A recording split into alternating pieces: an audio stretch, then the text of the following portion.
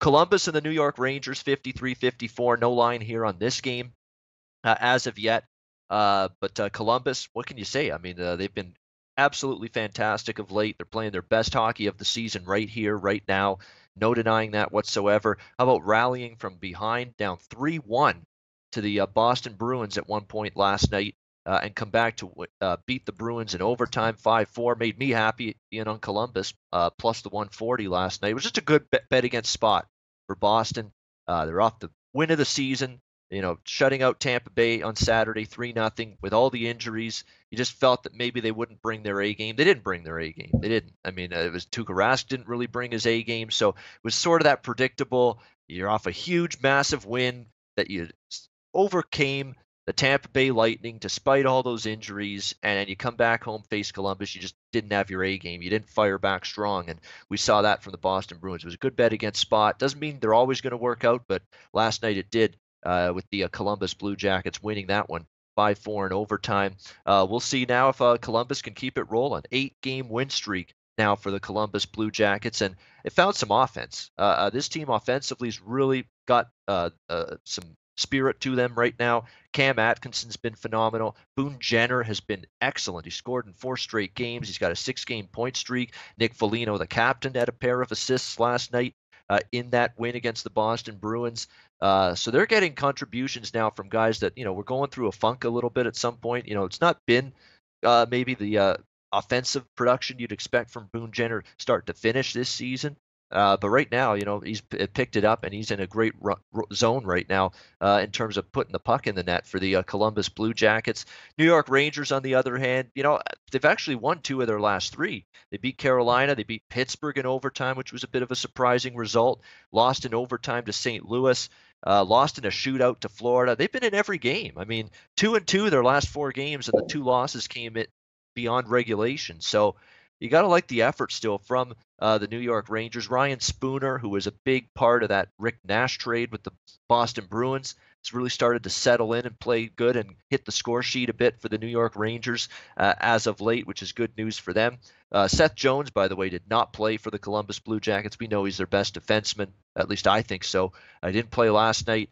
He's questionable tonight with an upper body injury. We'll see if John Tortorella holds him out again, with it being the second night of back-to-back games. We'll see. But in terms of these two teams, in terms of the games that have been played here in the Big Apple, 8-1 to the over. Last 9 meetings in New York between the Blue Jackets and the Rangers. I don't trust the Rangers to score if Bobrovsky's in net, and you would think goalie Bob will be in between the pipes because they gave Eunice Korpisalo the start last night against the Boston Bruins. So we should see Bobrovsky tonight. If that's the case, I'm not sure I trust the Rangers to score because Bobrovsky's been phenomenal. He has a .935 save percentage, I believe, in his last 5 or 6 starts. He's been just a rock in between the pipes for the Columbus Blue Jackets. So what I am going to do in this game is I do trust Columbus to score.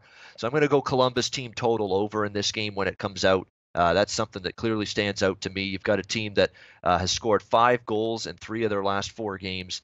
They got confidence offensively. If the power play starting to click, 3 power play goals for them in their last 4 games. That's a good sign as well for the Jackets. This Rangers team defensively, they're an absolute mess. They've allowed 3 goals or more in 6 straight games. Columbus can get to 3 or 4 goals. I think the team total here will probably be 3.5 at a plus price. That seems to be the norm with these superior teams against the weak teams. Usually they're line 3.5 in terms of their team total. So I got no issues going over a Columbus team total at 3.5 in this game. I'm sure that's where it'll be, and that's what I'll be looking at. I think they can get to the 4 goals or more against either Lundqvist or Alexander Georgiev, who's been getting a lot of starts lately for the New York Rangers. We've got Edmonton, Carolina next up on the. We got Jackets and Rangers is one of Andrew's games. Let me back up a little bit here. This is his first game on the card. Jackets and Rangers, no line, but Andrew, Jackets and Rangers, go ahead. What do you got? Yeah, Ian, we actually just saw a line pop up here for Columbus minus 155, and I had that over in yesterday's game with the Bruins and the Jackets, and boy, it was nice to just cash an easy, simple winner there. I mean, Ian, that was one that just flew over the total, and both teams were scoring at will, it seemed. And this is a Columbus team that when you see them scoring at will right now, it looks dangerous. And, this is kind of one of those things with them where they've always been known to be kind of the defensive team that can keep low scoring games. And when they get their talent out and they start showing it, and they start showing you they can put up these numbers, they're going to be dangerous. And like everyone keeps saying right now, they're getting hot at the right time. A lot of their star players are coming out to shine right now, and that impresses me. And right now it's kind of one of those really big trap spots, and a lot of those spots that people are thinking too much about right now because it's a good team, it's a hot team, 7-0 in their last 7 games following the win, 8-0 in the last 8 overall. So everyone's going to say, how much is the back-to-back really going to affect them? I'm going to throw that whole thing out the window right now, Ian. I really like your angle with the team total, but look, minus 155 on the money line. That's like you, Ian. I have that around the same kind of range, but sometimes it's just a little bit safer with the money line than the puck line, and I think it's just the better play right now. We've got Bobrovsky in nets tonight against Lundqvist. Lundqvist, obviously the king, excellent goalie, but he hasn't been having his most stellar performance that he's had, his best season of his career, obviously. And this Rangers team, I mean, like they pretty much traded away the farm. I mean, they're looking like an AHL team right now, Ian. I think that when they play legitimate teams, when they play actual playoff contender teams like the Columbus Blue Jackets, they're not going to be able to compete. Through 4 lines, through 3 lines, this team cannot match up. And I think the over trend does not help them at all either. I mean, the over is trending right now for both teams. Over is 5-0 in Rangers last 5 overall. Over is 5-0 in Blue Jackets last 5 road games.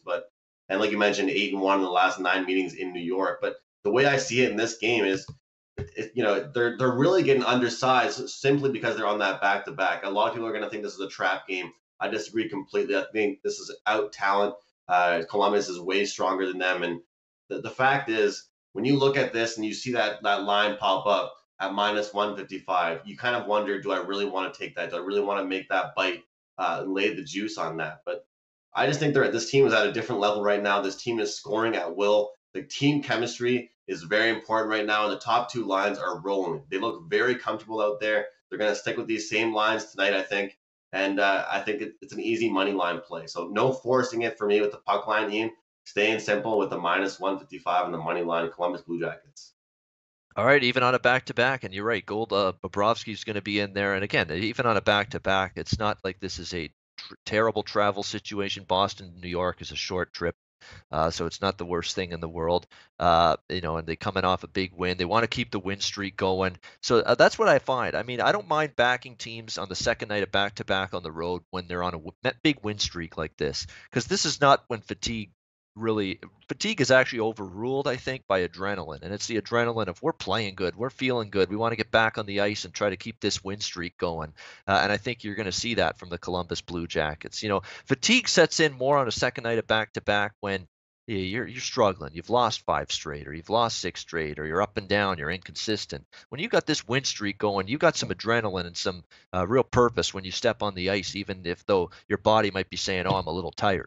That can sometimes be trumped by the, just feeling good, being confident, and having that adrenaline in the midst of an 8-game win streak, which the Jackets are on right now. So for Andrew, he's looking at the money line, which I agree with, and Columbus for me. I'm going to go just the team total, though. I like that one. Over 3.5 is where I expect it to be. Those should be able to find the back of the net. Question is, can the Rangers do it tonight?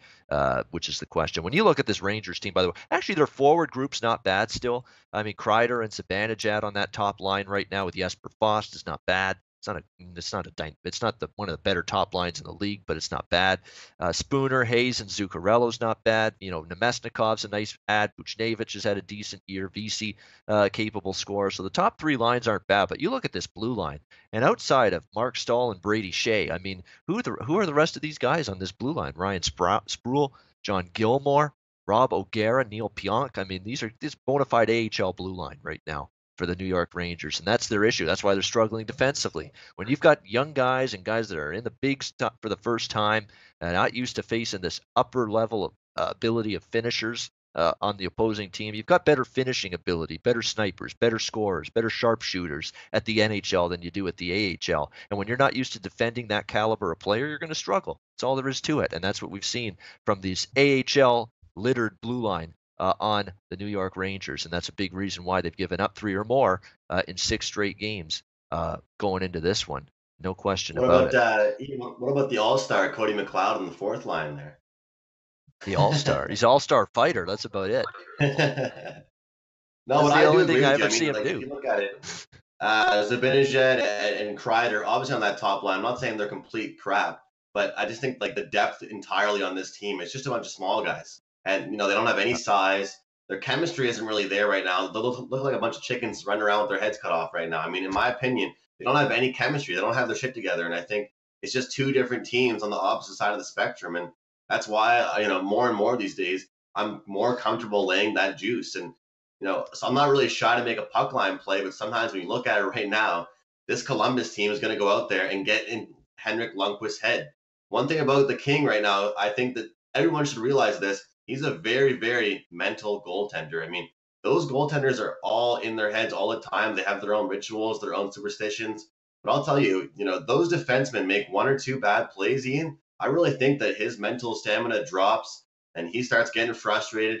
He starts getting pissed off and then all shit hits the fan. And Columbus is going to be loving it because they're scoring goals at will right now.